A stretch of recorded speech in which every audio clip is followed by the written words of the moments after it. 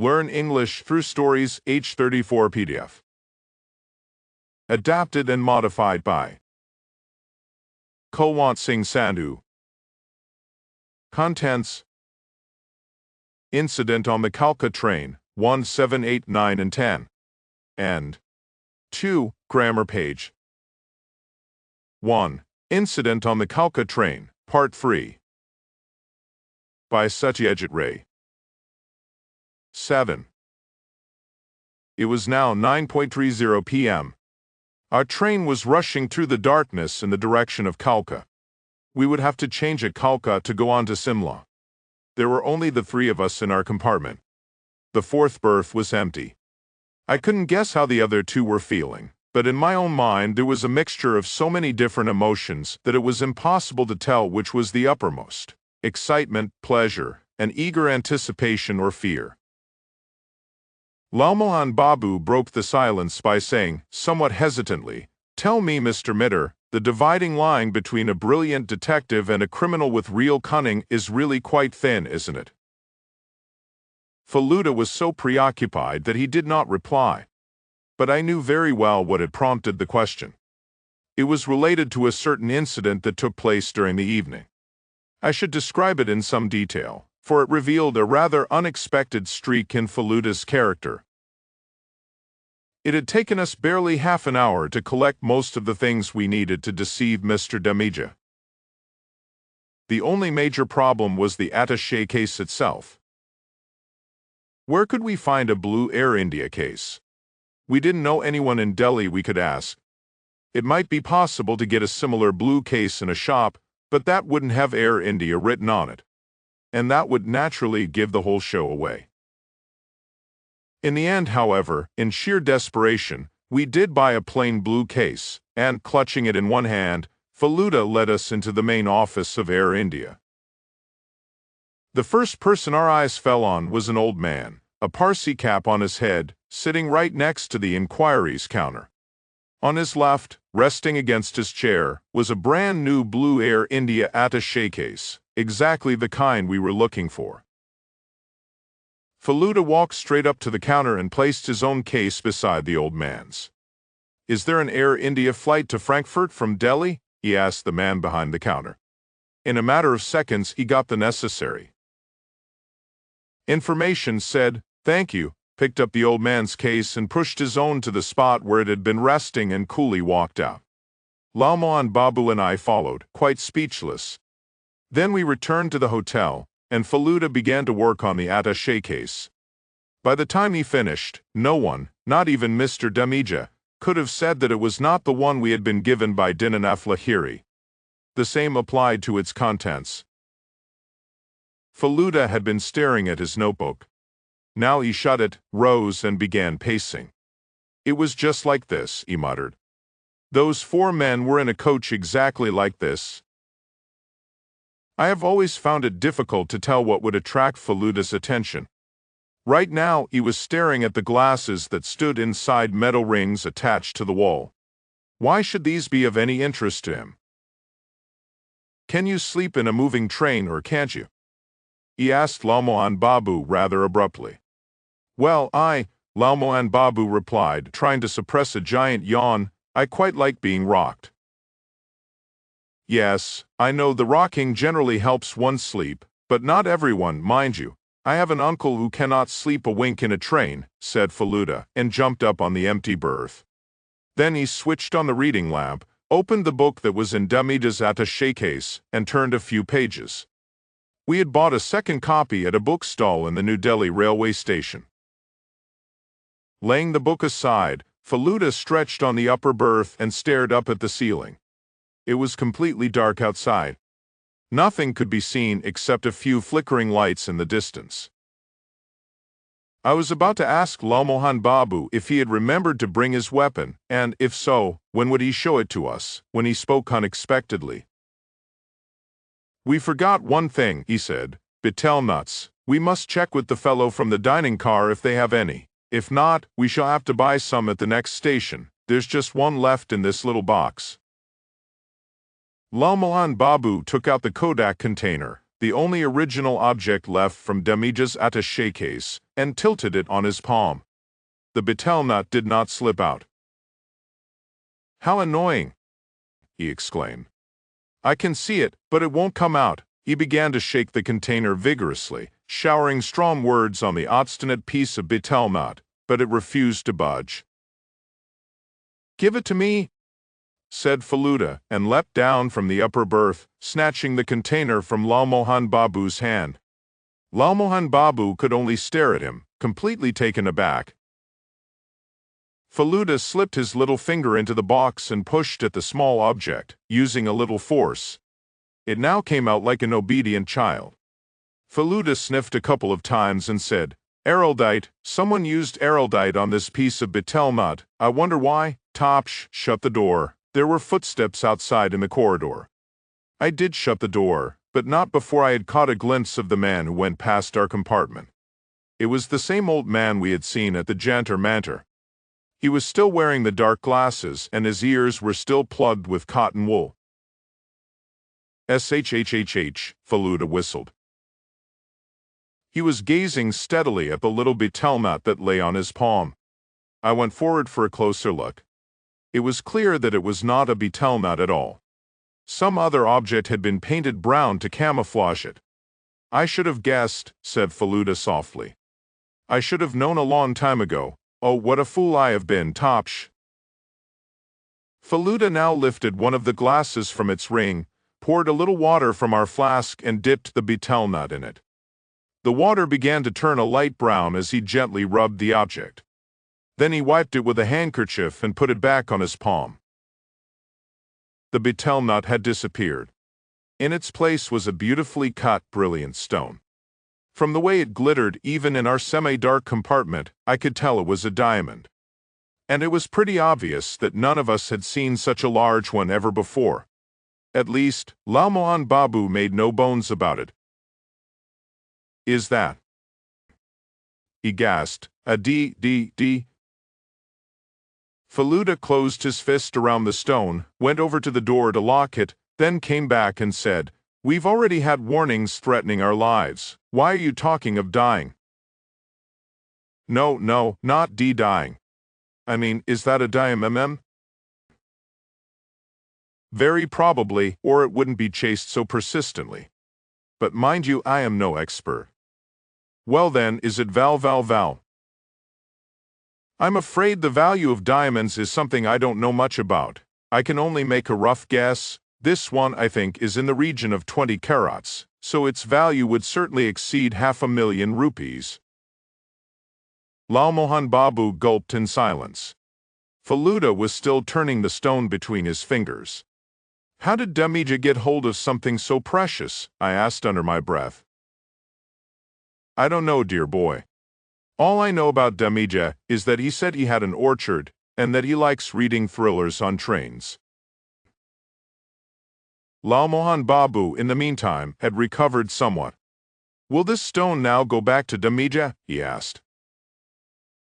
"If we can be sure that it is indeed his, then certainly it will go back to him." "Does that mean you suspect it might actually belong to someone else?" "Yes, but there are other questions that need to be answered. For instance, I don't know if people outside Bengal are in the habit of chewing chopped betel nuts." "But if that is so," I began. No more questions tonight, Topsh. This whole affair has taken another new turn. We have to take every step with extreme caution. I can't waste any more time chatting." Faluda took out his wallet, put the sparkling stone away safely, pulled the zip and climbed onto his berth. I knew he didn't want to be disturbed. Lal Mohan Babu opened his mouth to speak, but I laid a finger against my lips to stop him. He glanced once at Faluda and then turned to me. "I think I'll give up writing suspense thrillers," he confided. "Why?" "The few things that have happened in the last couple of days, they're beyond one's imagination, aren't they? Haven't you heard the saying, truth is stronger than fiction?" "Not stronger. I think the word is stranger." "Stranger?" "Yes, meaning more, Amazing. More curious. Oh, really? I thought a stranger was someone one hadn't met before. Oh, no, I see what you mean. Strange, stranger, strangest. I decided to cheer him up. We found the diamond only because of you, I told him. If you hadn't finished all the real betel nuts, that diamond would have remained hidden forever. Lal Mohan Babu grinned from ear to ear. You mean to say even I have made a little contribution to this great mystery? Then he thought for a minute and added, You know what I really think? I am sure your cousin knew about the diamond right from the start, or how could we have survived 2 attempts to steal it from us? This made me think. The thief had not yet managed to lay his hands on the real stuff. Not even by breaking into our hotel room. That precious stone was still with us. This meant we were probably still being followed, and therefore in constant danger. And we wouldn't be safe even in Simla. Heaven knows when I fell asleep. I woke suddenly in the middle of the night. It was totally dark in the compartment, which meant even Faluda had switched off the reading lamp and gone to sleep. Lal Mohan Babu was sleeping on the lower berth opposite mine. I was about to switch on my own lamp to look at the time when my eyes fell on the door. The curtain from our side was drawn partially over the frosted glass. But there was a gap, and on this gap fell the shadow of a man. What was he doing there? It took me a few seconds to realize he was actually trying to turn the handle of the door. I knew the door was locked and would not yield to pressure from outside, but even so I began to feel breathless with fear. How long the man would have persisted, it is difficult to say. But only a few seconds later, Lal Mohan Babu shouted, "Boomerang!" in his sleep, and the shadow disappeared. I realized that even in the cool night air, I had broken into a cold sweat. 8. I had seen snow-capped mountains before, Kanchenjunga in Darjeeling and the top of Annapurna from a plane, and certainly I had seen snow in films. But nothing had startled me as much as what I saw in Simla. If it wasn't for other Indians strolling on the streets, I could have sworn we were in a foreign country. This town was built by the British, like Darjeeling, Faluda told me, so it does have the appearance of a foreign city. One Lieutenant Ross built a wooden cottage here in 1819 for himself. That was the beginning. Soon the British turned this into their summer capital, since in the summer months, life on the plains became pretty uncomfortable. We had taken a meter-gauge train at Kalka to reach Simla. Nothing remarkable happened on the way, although I noticed that the old man with the earplugs traveled on the same train and checked in at the Clarks just like us. Since the main season had not yet started, there were plenty of rooms available, and Lal Mohan Babu too found one at the Clarks without any problem. Faluda went looking for a post office soon after checking in. I offered to go with him, but he said someone should stay behind to guard the new attaché case, so Lal Mohan Babu and I remained at the hotel. Faluda hadn't made a single remark on the snow or the beautiful town. Lal Mohan Babu, on the other hand, appeared to be totally overwhelmed. Everything he saw struck him as fantastic. When I pointed out that the word was fantastic, he said airily that the speed with which he read English was so remarkable that not often did he find the time to look at the words carefully. Besides, there were a number of other questions he wanted answered. Was it possible to find polar bears in Simla? Did the aurora borealis appear here? Did the Eskimos use the same snow to build their igloos? At which point I had to correct him again and say that it was igloos the Eskimos built, not igloos. The man was unstoppable. The Clark's Hotel stood on a slope. A veranda ran by the side of its second floor, which led to the street. The manager's room, the lounge, as well as our own rooms, were all on the second floor. Wooden stairs ran down to the first floor, where there were more rooms and the dining hall. Faluda got delayed on his way back, so it was past 2 p.m. by the time we finished our lunch. A band was playing in one corner of the dining hall. Lal Mohan Babu called it a concert. The old man with the earplugs was also having lunch in the same room, as were 3 foreigners, 2 men and a woman. I had seen a man with dark glasses and a pointed beard leave the room when we came in. It did not appear as though there was anyone else in the hotel apart from these people and ourselves. "We are going to see Mr. Damija today, aren't we?" I asked, slowly sipping the hot soup. "Yes, at 4 o'clock. We needn't leave before 3, Faluda replied. "Where exactly does he live?" "The Wildflower Hall is on the way to Kufri, 8 miles from here." "Why should it take an hour to get there?" "Most of the way is snowed under. The car might skid if we try to do anything other than crawl." Then Faluda said to Lalmohan Babu, "Wear all your warm clothes. This place we're going to is 1,000 feet higher than Simla. The snow there is a lot worse." Lalmohan Babu put a spoonful of soup into his mouth, slurping noisily, and asked, "Is a Sherpa going to accompany us?" I nearly burst out laughing, but Faluda kept a straight face. "No," he said seriously. "There is actually a road that leads up there. We'll be going in a car." We finished our soup and were waiting for the next course when Faluda spoke again. "What happened to your weapon?" he asked Lalmohan Babu. "I have it with me," Lalmohan Babu replied, chewing a breadstick. "Haven't had the chance to show it to you, have I?" "What is it?" "A boomerang." Ah, that made sense. I had been wondering why he had shouted "boomerang" in his sleep. Where did you get a thing like that? An Australian was selling some of his stuff. He had put an advertisement in the paper.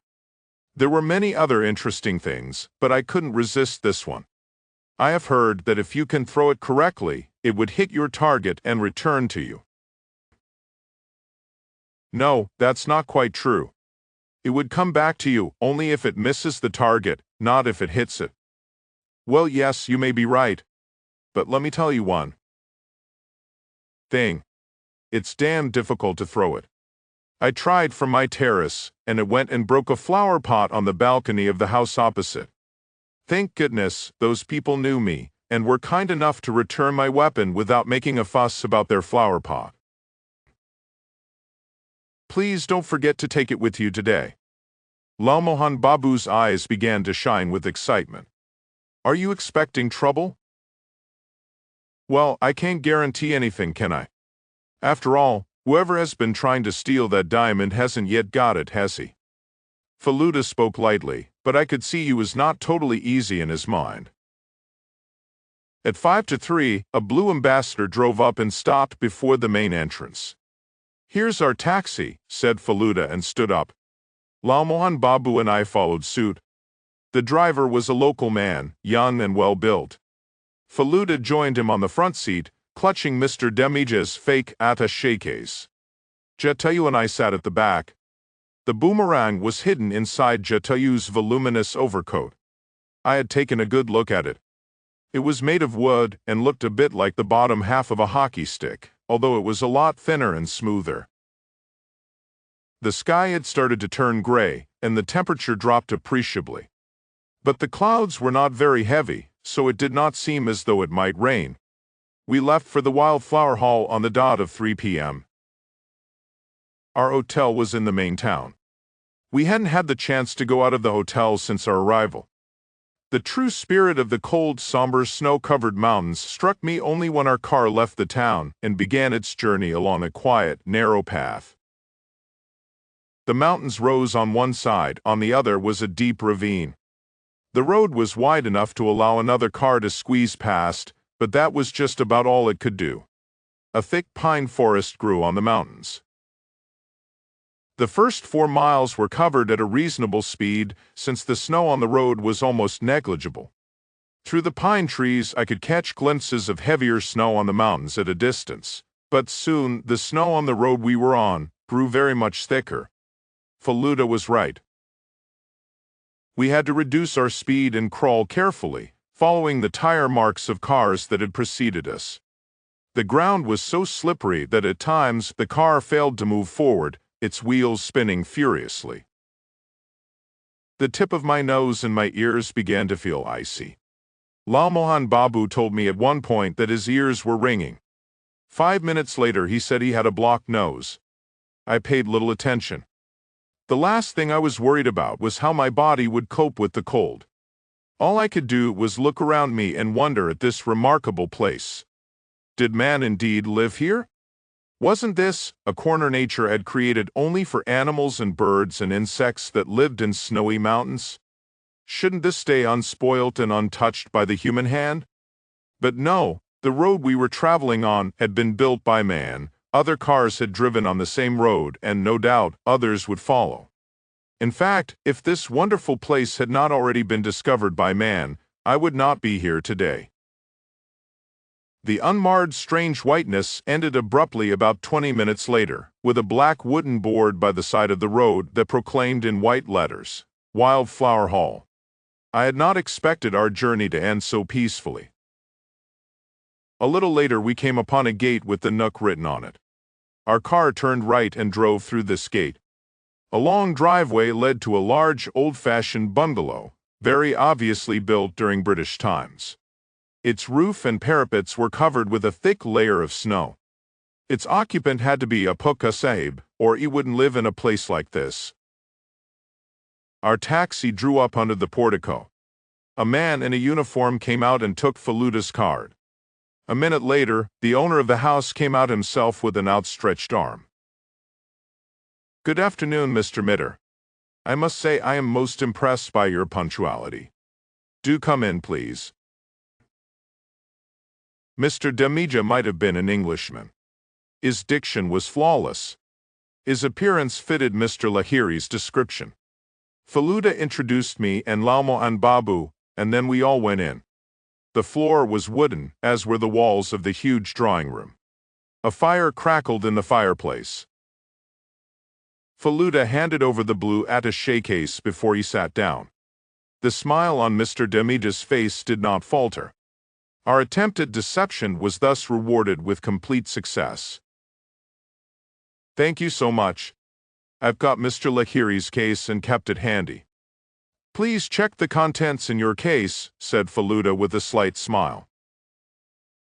If you say so, replied Mr. Damija, laughing, and opened the case. Then he ran his eyes over the items we had so carefully placed in it and said, Yes, everything's fine, except that these newspapers are not mine. Not yours? Asked Feluda, retrieving the 2 English dailies.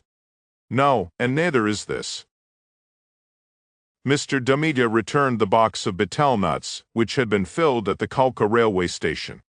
Oh, I see, said Feluda. Those must have got there by mistake. Well, at least it proved that Mr. Damija knew nothing about the diamond. But in that case, how did the box get inside the attaché case? And here is Mr. Lahiri's case, said Mr. Damija, picking up an identical attaché case from a side table and handing it over to Feluda. May I, he added, make the same request, please check its contents. There's really only one thing Mr. Lahiri is interested in. A bottle of enteroviaform tablets. Yes, it's there. And a manuscript? Manuscript? Feluda had opened the case. A brief glance even from a distance told me that there was not even a scrap of paper in it, let alone a whole manuscript. Feluda was frowning deeply, staring into the open attaché. What manuscript are you talking about? Asked Mr. Damija. Feluda said nothing. I could see what a difficult position he was in. Either Mr. Damija had to be accused of stealing, or we had to take our leave politely, without Shamocharan's tale of Tibet. Mercifully, Mr. Damija continued to speak. I am very sorry, Mr. Mitter, but that attaché case now contains exactly what I found in it when I opened it in my room in the Grand Hotel. I searched it thoroughly in the hope of finding its owner's address, but there was nothing, and certainly not a manuscript. On my return to Simla, I kept it locked in my own cupboard. Not for a second did anyone else touch it. I can guarantee that. After a speech like that, there was very little that Faluda could do. He rose to his feet and said with a slightly embarrassed air, "It must be my mistake then. Please don't mind, Mr. Damija. Thank you very much for your help. We should perhaps now be making a move." "Why?" "Allow me at least to offer you a cup of tea. Or would you prefer coffee?" No, nothing, thank you. It's getting late. We really ought to go. Goodbye." We came out of the bungalow and got into our taxi. I was feeling even more confused. Where could the manuscript have disappeared? Naresh Pakrashi had told us that he didn't see Mr. Lahiri read on the train. Was that the truth? Had Dinanath Lahiri simply told us a pack of lies? 9. It grew darker soon after we left. But it was only 4:25 p.m. Surely the sun wasn't setting already? I looked at the sky and found the reason. The light gray clouds had turned into heavy black ones. Please God, don't let it rain. The road was already slippery. Since we were now going to go downhill, the chances of skidding were greater. The only good thing was that traffic was virtually non-existent, so there was no fear of crashing into another car. Faluda was sitting next to the driver. I couldn't see his face, but could tell that he was still frowning. And I also knew what he was thinking. Either Dinanath Babu or Mr. Damija had lied to us. Mr. Damija's living room had been full of books. Perhaps he knew the name of Shambhochan. An account of a visit to Tibet 50 years ago, and that too written in English, might well have been a temptation. It was not totally impossible, was it? But if the manuscript was with Mr. Damija, how on earth would Faluda ever retrieve it? Clearly, there were two mysteries now. One involved the diamond, and the other, the missing manuscript. What if such a terrible tangle proved too much to unravel, even for Faluda? The temperature had dropped further. I could see my breath condensing all the time. Lalmohan Babu undid the top button of his overcoat, slipped his hand in and said, "Even the boomerang feels stone cold. It comes from a warm country, doesn't it? I hope it'll work here in this climate." I opened my mouth to tell him there were places in Australia where it snowed, but had to shut it. Our car had come to a complete halt. And the reason was simple. A black ambassador blocked our way. About 100 yards away, diagonally across the road, stood this other car, making it impossible for us to proceed. When the loud blowing of our horn did not help, it became obvious that something was wrong. The driver of the other car was nowhere in sight. Faluda placed a hand on the steering wheel and quietly told the driver to move his car to one side, closer to the hill. The driver did this without a word. Then all four of us got out and stepped onto the slushy path. Everything was very quiet. Not even the twitter of a bird broke the eerie silence. What was most puzzling was that there was neither a driver nor a passenger in the black car. Who would place a car across the road like that and then abandon it totally? We were making our way very cautiously along the tire marks on the snow, when a sudden splashing noise made Lalmohan Babu give a violent start, stumble and go sprawling on the snow. He landed flat on his face. I knew the noise had been caused by a chunk of thawing ice that had dislodged itself from a branch. In the total silence of the surroundings, it did sound as loud as a pistol shot. Faluda and I pulled Lalmohan Babu up to his feet, and we resumed walking. A few yards later, I realized I had been wrong.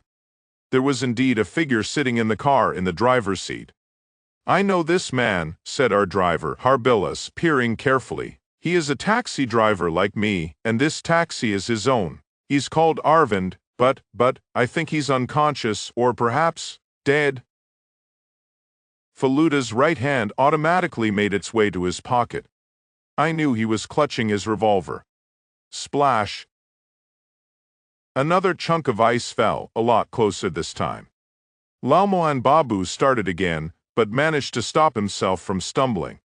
In the next instant, however, a completely unexpected, ear-splitting noise made him lose control, and he went rolling on the snow once more. This time, it was a pistol shot. The bullet hit the ground less than 10 yards ahead of us, making the snow spray up in the air. Faluda had pulled me aside the moment the shot was fired, and we had both thrown ourselves on the ground. Lalmohan Babu came rolling half a second later. The driver, too, had jumped behind the car. Although young and strong, clearly he had never had to cope with such a situation before. The sound of the shot echoed among the hills. Someone hiding in the pine forest had fired at us. Presumably he couldn't see us anymore, for we were shielded by the black ambassador. Lying prostrate on the ground, I tried to come to terms with this new development. Something cold and wet was tickling the back of my neck. I turned my head a few degrees and realized what it was. A fine white curtain of snow had been thrown down from the sky. Even in such a moment of danger, I couldn't help staring, fascinated, at the little flakes that fell like cotton fluff. For the first time in my life, I discovered falling snow made no noise at all. Lalmohan Babu looked as though he was about to make a remark, but one gesture from Faluda made him change his mind. At this precise moment, the silence was shattered once more, but not by a pistol shot, or a chunk of ice, or the sound of wheels turning in the slippery snow. This time, we heard the voice of a man. "Mr. Mitter." Who was this? Why did the voice sound vaguely familiar? "Listen carefully, Mr. Mitter," it went on. "You must have realized by now that I have got you where I want you, so don't try any clever tricks. It's not going to work, and in fact, your lives may be in danger." It was some time before the final echo of the words died down. Then the man spoke again. "I want only one thing from you, Mr. Mitter." "What is it?" Faluda shouted back. "Come out from where you're hiding. I would like to see you, although you couldn't see me even if you tried. I will answer your question when you come out." For a few minutes, I had been aware of a strange noise in my immediate vicinity. At first, I thought it was coming from inside the car. Now, I turned my head and realized it was simply the sound of Lalmohan Babu's chattering teeth. Faluda rose to his feet and slowly walked over to the other side of the car, without uttering a word. Perhaps he knew under the circumstances it was best to do as he was told. Never before had I seen him grapple with such a difficult situation. "I hope," said the voice, "that your three companions realize that a single move from them would simply spell disaster." "Kindly tell me what you want," said Faluda. I could see him standing from behind one of the wheels. He was looking up at the mountain. In front of him lay a wide expanse of snow. The pine forest started at some distance. "Take out your revolver," commanded the voice. Faluda obeyed. "Throw it across on the slope," Faluda did. "Do you have the Kodak container?" "Yes." "Show it to me." Faluda took out the yellow container from his pocket and raised it. "Now show me the stone you found in it." Faluda slipped his hand into the pocket of his jacket. Then he brought it out and held it high once more, holding a small object between his thumb and forefinger. No one spoke for a few seconds. No doubt the man was trying to take a good look at the diamond. Did he have binoculars, I wondered. "All right," the voice came back. "Now put that stone back into its container and place it on that large gray boulder by the side of the road. Then you must return straight to Simla, if you think." Faluda cut him short. "You really want this stone, don't you?" he asked. "For God's sake, do I have to spell it out?" the voice retorted sharply. "Well then, here it is." Faluda swung his arm and threw the stone in the direction of the forest. This was followed by a breathtaking sequence of events. Our invisible adversary threw himself out of his hiding place in an attempt to catch the diamond, but fell on a slab of half-frozen snow. In the next instant, he lost his foothold and was rolling down the hill like a giant snowball. He finally came to rest near the snow-covered nullah that ran alongside the road. By this time, the pistol and binoculars had dropped from his hands. A pair of dark glasses and a pointed beard lay not far from these. There was no point in our hiding anymore. The three of us leapt to our feet and ran forward to join Faluda. I had expected the other man to be at least unconscious, if not dead. He had slipped from a considerable height at enormous speed. But to my surprise, I found him lying flat on his back, glaring malevolently at Faluda and breathing deeply.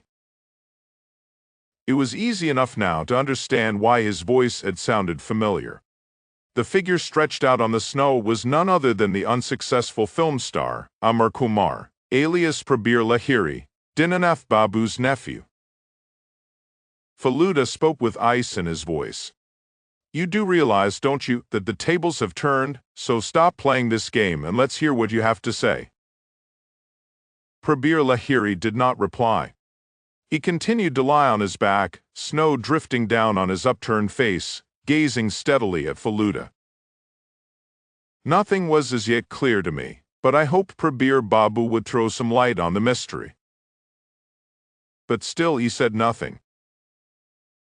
Very well, said Faluda. If you will not open your mouth, allow me to do the talking. Pray tell me if I get anything wrong. You had got the diamond from that Nepali box, hadn't you? It was possibly the same jewel that the Rana of Nepal had given to Shambho as a token of his gratitude. That box, in fact, must have been Shambho property, and he must have left it before his death with his friend Satyajit Lahiri. Satyajit brought it back to India with him, but was unable to tell anyone about the diamond, presumably because by the time he returned, he was seriously ill. You found it only a few days ago purely by chance. Then you painted it brown and kept it together with chopped betel nuts in that empty film container. When your uncle gave you the Air India attaché case, you thought it would be perfectly safe to hide your diamond in it.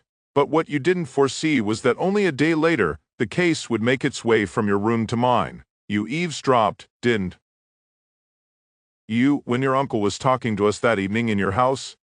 So you decided to steal it from me. When the telephone call from a fictitious Mr. Puri and the efforts of your hired hooligans failed, you chased us to Delhi. But even that didn't work, did it? You took a very great risk by breaking into our room in the hotel, but the diamond still eluded your grasp. There was really only one thing you could do after that. You followed us to Simla and planned this magnificent fiasco. Faluda stopped. We were all standing round, staring at him, totally fascinated. Tell me, Mr. Lahiri, is any of this untrue? The look in Prabir Lahiri's eyes underwent a swift change. His eyes glittered and his lips spread in a cunning smile. What are you talking about, Mr. Mitter? He asked almost gleefully. What diamond? I know nothing about this. My heart missed a beat. The diamond was lost in the snow. Perhaps forever. How could Faluda prove? Why, Mr. Lahiri, Faluda said softly, are you not acquainted with this little gem? We started again. Faluda had slipped his hand into a different pocket and brought out another stone. Even in the fading light from the overcast sky, it winked merrily. That little stone that's buried in the snow was something I bought this morning at the Miller Gem Company in Simla. Do you know how much I spent on it? 5 rupees. This one is the real. He couldn't finish. Prabir Lahiri sprang up like a tiger and jumped on Faluda, snatching the diamond from his hand. Clang. This time, Faluda too gave a start. This unexpected noise was simply the result of Lalmohan Babu's boomerang hitting Prabir Lahiri's head. He sank down on the snow again, unconscious. The diamond returned to Faluda. Thank you, Lalmohan Babu.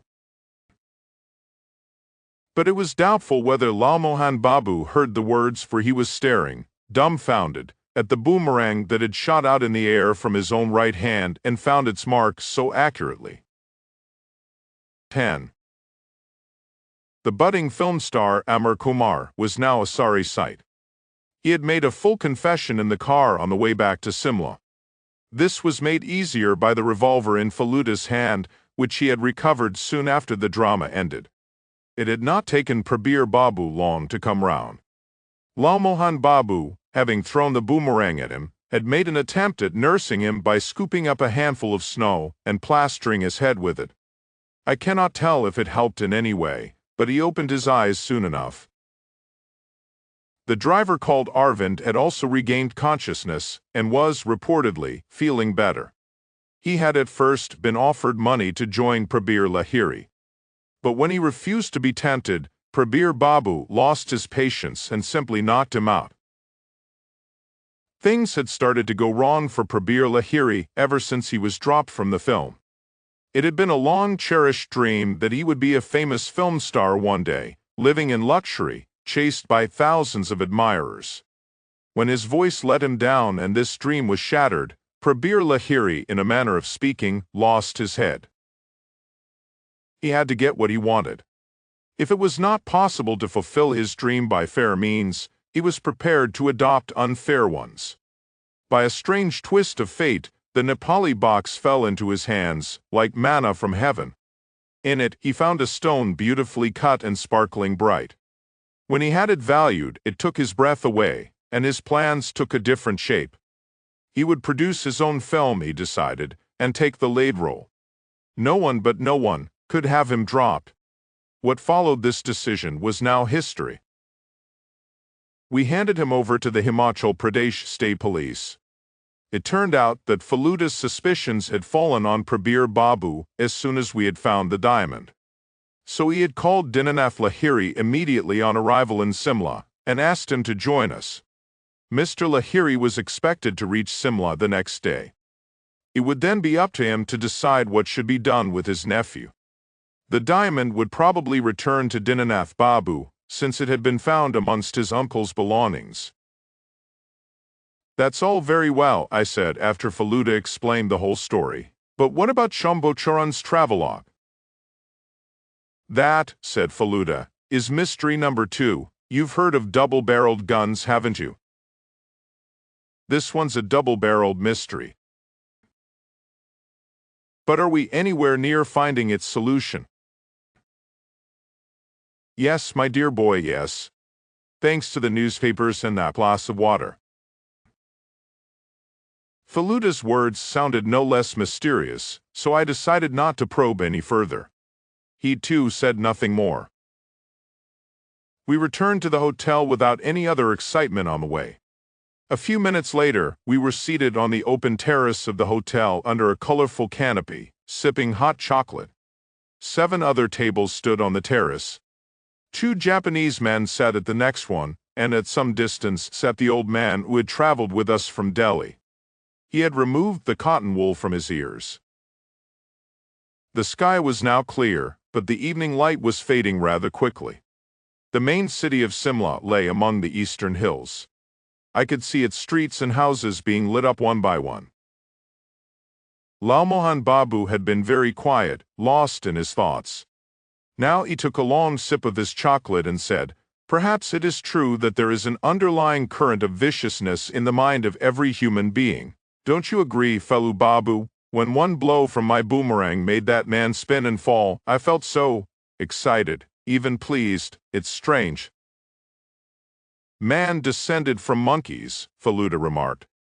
"You knew that, didn't you? Well, a modern theory now says that it was really a special breed in Africa that was man's ancestor. It's well known for its killer instinct, so if you are feeling pleased about having hit Prabir Lahiri, your ancestors are to blame." An interesting theory, no doubt. But I was in no mood to discuss monkeys. My mind kept going back to Shambhocharan. Where was his manuscript? Who had got it? Or could it be that no one did, and the whole thing was a lie? But why should anyone tell such a lie? I had to speak. "Faluda," I blurted out, "who is the liar, Damija or Dinanath Babu? Neither." "You mean the manuscript does exist?" "Yes, but whether we'll ever get it back is extremely doubtful." Faluda sounded grave. "Do you happen to know," I asked tentatively, "who has got it?" "Yes, I do. It's all quite clear to me now.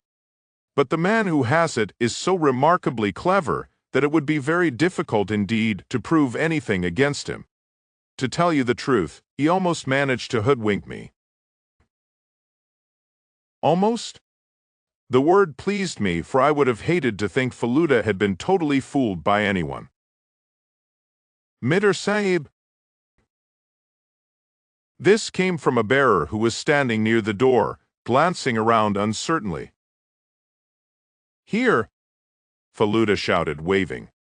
The bearer made his way to our table, clutching a brown parcel. Someone left this for you in the manager's room, he said. Faluda's name was written on it in large, bold letters, Mr. PCMITTR, CLARKES Hotel. Faluda's expression had changed the minute the parcel was handed to him. Now he opened it swiftly and exclaimed, "What? Where did this come from?" A familiar smell came from the parcel. Faluda held up its content. I stared at an ancient notebook, the kind that was impossible to find nowadays. The front page had these words written on it in a very neat hand. A Bengali in Lamaland Shambho Charan Bose, June 1917. Good heavens! It's that famous manusprint, said Lalmohan Babu. I did not bother to correct him. I could only look dumbly at Faluda, who was staring straight at something specific. I turned my gaze in the same direction. The two Japanese had gone. There was only one other person left on the terrace, apart from ourselves. It was the same old man we had seen so many times before. He was still wearing a cap and dark glasses. Faluda was looking straight at him. The man rose to his feet and walked over to our table. Then he took off his glasses and his cap. Yes, he certainly seemed familiar. But there was something odd, something missing. What had I seen before? Aren't you going to wear your false teeth? Faluda asked. Certainly. The man took out a set of false teeth from his pocket and slipped it into his mouth. Instantly, his hollowed cheeks filled out, his jaw became firm, and he began to look 10 years younger. And it was easy to recognize him. This was none other than that supremely irritable man we had visited in Lansdowne Road, Mr. Naresh Chandra Pakrashi. When did you get the dentures made? Asked Faluda. I had ordered them a while ago, but they were delivered the day after I returned to Calcutta from Delhi. That explained why Dinanath Babu had thought him old. He had not worn his dentures on the train. But he had started using them by the time we met him in his house. I had guessed from the start that the attaché cases had been exchanged deliberately, Faluda told him. I knew it was no accident, but what I did not know, and it took me a long time to figure that one out, was that you were responsible. That is natural enough, Mr. Pakrashi replied calmly. You must have realized that I am no fool. No, most certainly you are not, but do you know where you went wrong? You shouldn't have put those newspapers in Mr. Damija's attaché case. I know why you did it though. Dinanath Lahiri's case was heavier than Damija's because it had this notebook in it, so you stuffed the newspapers in Damija's case so that its weight became more or less the same as Dinanath's. When Dinanath Babu picked it up, naturally he noticed nothing unusual. But people don't normally bother to pack their cases with papers they've read on the train, do they? You're right. But then, you are more intelligent than most. Not many would have picked that up. I have a question to ask, Faluda continued. Everyone, with the sole exception of yourself, slept well that night, didn't they? Yes, you might say that. And yet, Dinanath Lahiri says he cannot sleep in a moving train. Did you drug him? Right. By crushing a pill and pouring it into a glass of water? Yes. I always carry my sleeping pills with me. Everyone had been given a glass of water when dinner was served, and 2 of the passengers went to wash their hands. Only Damija didn't.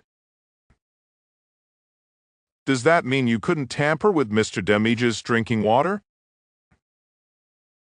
No, and as a result of that, I couldn't do a thing during the night. At 6 in the morning, Demija got up to have a shave and then went to the bathroom.